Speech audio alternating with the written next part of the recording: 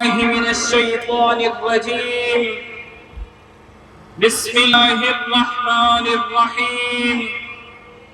قال رسول الله صلى الله عليه وآله وسلم: مثل المؤمنين في توادهم وتراحمهم وتعاطفهم مثل الجسد إذا اشتكى منه عضو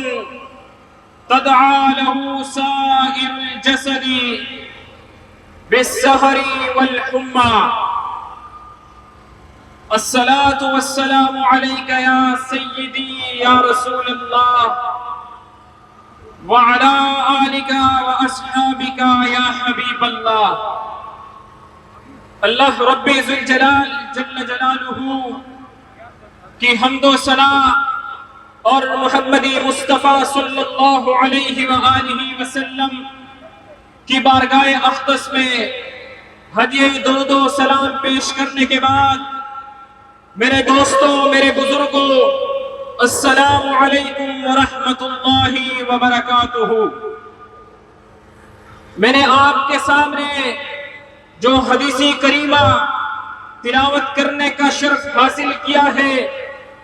اس میں محمد مصطفیٰ صلی اللہ علیہ وآلہ وسلم نے مسلمانوں کی مثال کو بیان فرمایا ہے کہ مسلمان ایک دوسرے کے ساتھ رحم دلی اور نرمی اور مہربانی برتنے میں ایک جسم کے مانند ہے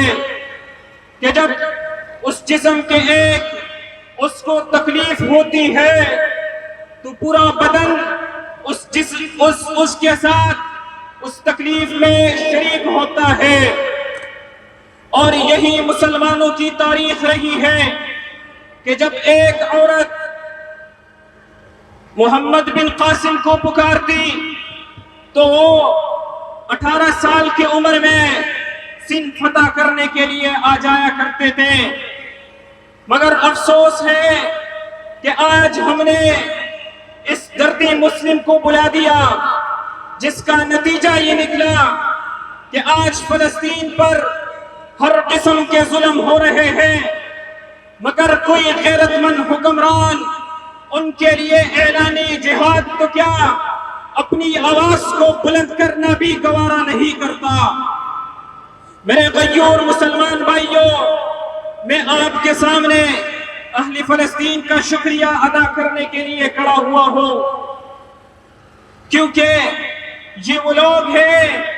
کہ جن نے پوری امتی مسلمہ کو ان تنصروا اللہ ینصرکم ویثبت اقدامکم کا مطلب سمجھا دیا. آج تک ہمارے علماء اور اکابرین قرآنی آیتیں پڑھ کر اس کا ترجمہ اور تفسیر سمجھایا کرتے تھے، مگر میں سلامی عقیدت پیش کرتا ہوں اہل فلسطین کو کہ اے اہل فلسطین، آپ نے ان آیتوں کا عملی نمونہ 21ویں صدی میں صرف امتی مسلمہ کو نہیں بلکہ پوری انسانیت کو پیش کر کے بتا دیا کہ جب کوئی اللہ رب ذوالجلال جل جلالہ کی راہ میں نکلتا ہے تو کس طرح اللہ تبارک و تعالی اس کی مدد اور نصرت کر کے اس کے قدموں کو جما کے رکھ دیتا ہے. میرے غیور مسلمان بھائیوں، اور یہ بات یاد رکھے کہ اہل فلسطین کو ہماری ان تقریروں کی کوئی ضرورت نہیں، کیونکہ وہ تو وہ لوگ ہیں جو صحابہ کرام کی اولاد ہیں کہ جو حضور علیہ السلام کی معیت میں بے زر و سامانی کے عالم میں جہاد کے لیے چلے، اور وہ انبیاء کرام علیہم السلام کی اولاد ہیں. مگر ہم ان کی بات اس لیے کرتے ہیں کہ میرے نبی صلی اللہ علیہ وآلہ وسلم نے ارشاد فرمایا کہ جب تم کوئی ظلم دیکھو تو اسے ہاتھ سے روکو، اگر اس کی طاقت نہیں تو اسے زبان سے روکو، اگر اس کی بھی جرت نہیں تو دل میں برا جانو. اور یہ ایمان کمزور ایمان کی نشانی ہے. اللہ نہ کرے کہ ہم تیسرے درجے والوں میں سے ہو جائے. میری رب قدیر کی بارگاہ میں دعا ہے کہ جس نے محمد مصطفیٰ کو نبی الملاحم بنا کر بھیجا،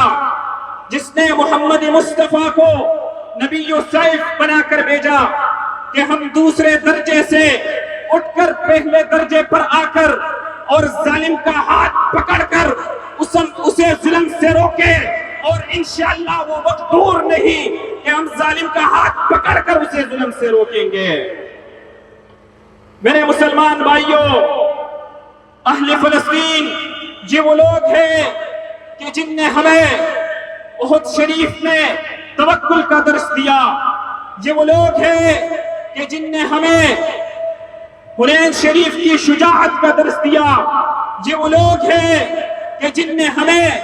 بدر کے استقامت کا درس دیا۔ اور آج جو اہل فلسطین اپنی جان مال اور خونوں کے خزانے دے کر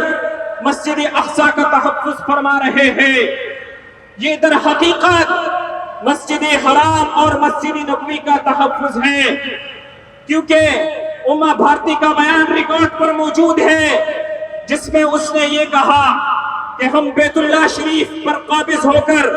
اس میں بت رکھنا چاہتے ہیں۔ ارے مسلمان یہ ہونے نہیں دیں گے، مگر مسلمانوں کے لیے ایک لمحہ فکریہ ہے۔